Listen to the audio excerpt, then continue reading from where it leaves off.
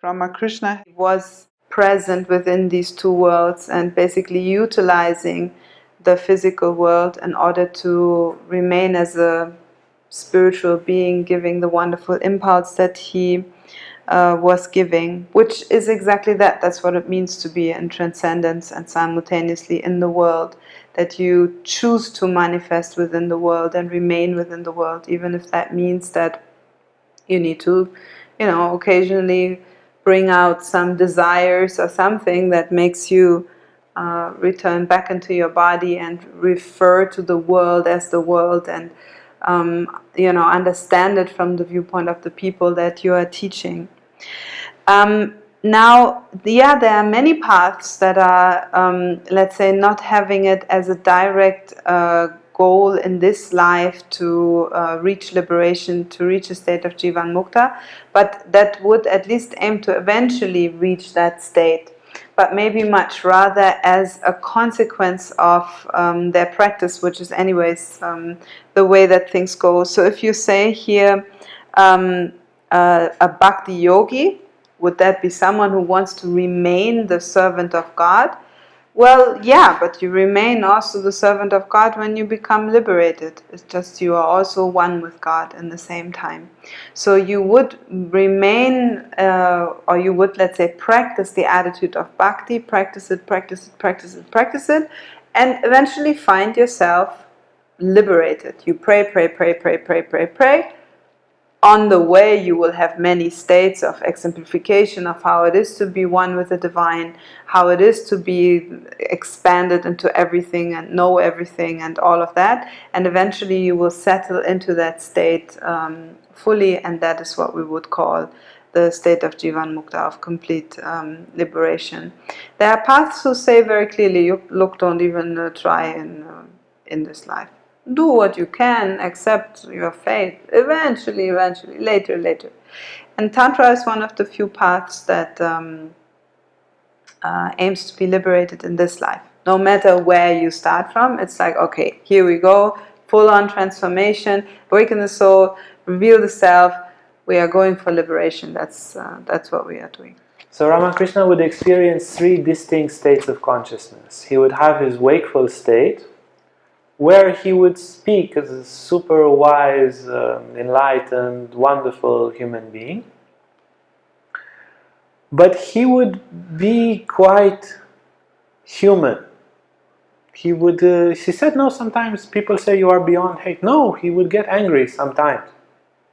Took Vivekananda too long to regulate his tambura. He says, I want to smash it on the wall, regulate it and play already. So he had little human outbursts there, some belly aches he would have, all sorts of just a human experience. And then he would enter states of samadhi very, very, very frequently. Every day, sometimes many times a day, he would normally stand up, step on somebody. He would hear the word Krishna, and he would stand up, and then his whole body would freeze. Often even the heart would stop, and he would basically be a kind of in-between corpse. He would fall. He broke his arm like this once. The disciples would hold him. It was quite a bad habit to stand up in such situations, but that would normally what he would do, stand up in front of God and enter samadhi. And then he would have an in-between state.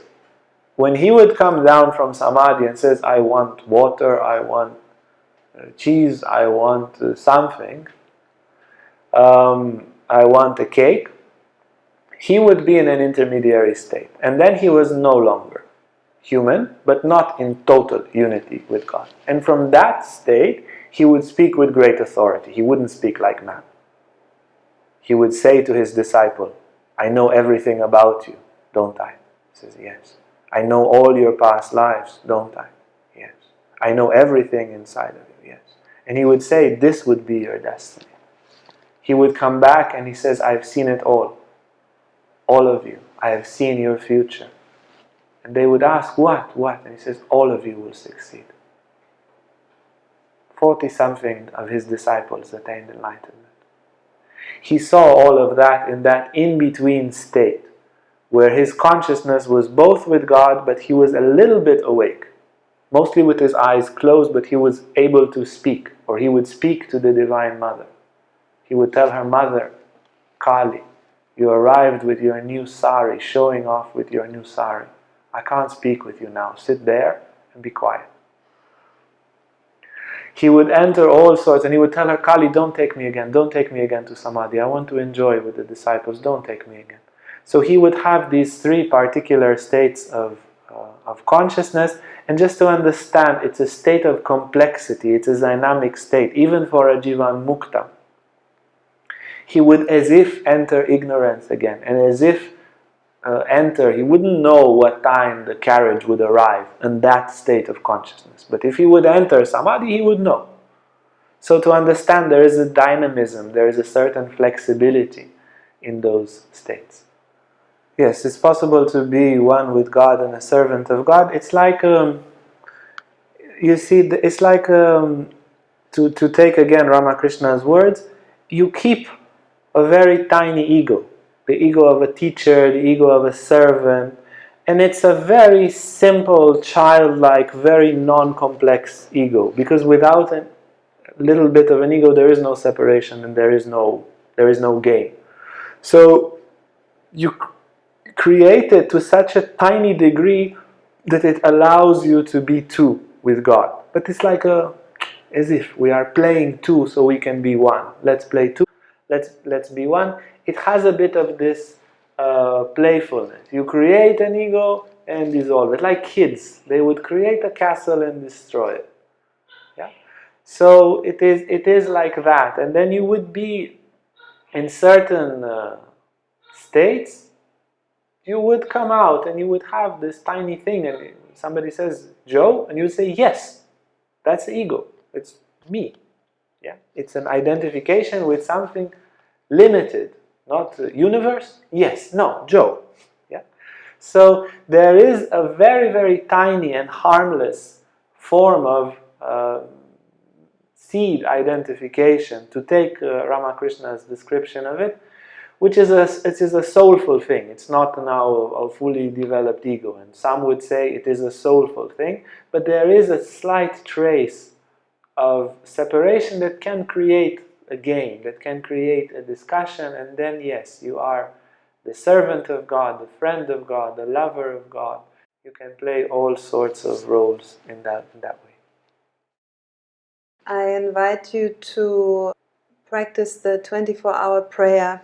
Many of you know it from the course. It is as simple as it sounds. You sit for 24 hours and you do nothing else but praying. You don't eat, you don't sleep, you just pray.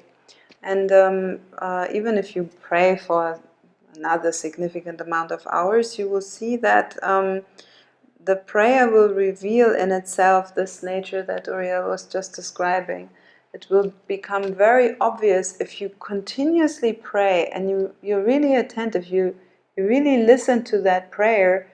You will notice it's not so easy to tell. Are you praying to God? Is God praying to you? Is God praying from inside to himself? Is he praying from the outside into you? Or eventually these conceptualizations of the world that make up Maya, that make up the illusion, they dissolve within these sort of practices like intense prayer, like intense meditation and so forth.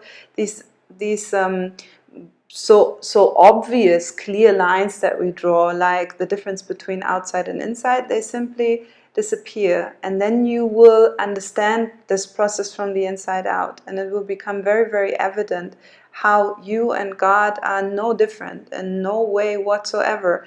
And yet it's very different still, because you have an understanding of being different from Him. So I will invite you to try 24-hour prayer. It is a very intense tool to reach an understanding of this specific nuance of the nature of things.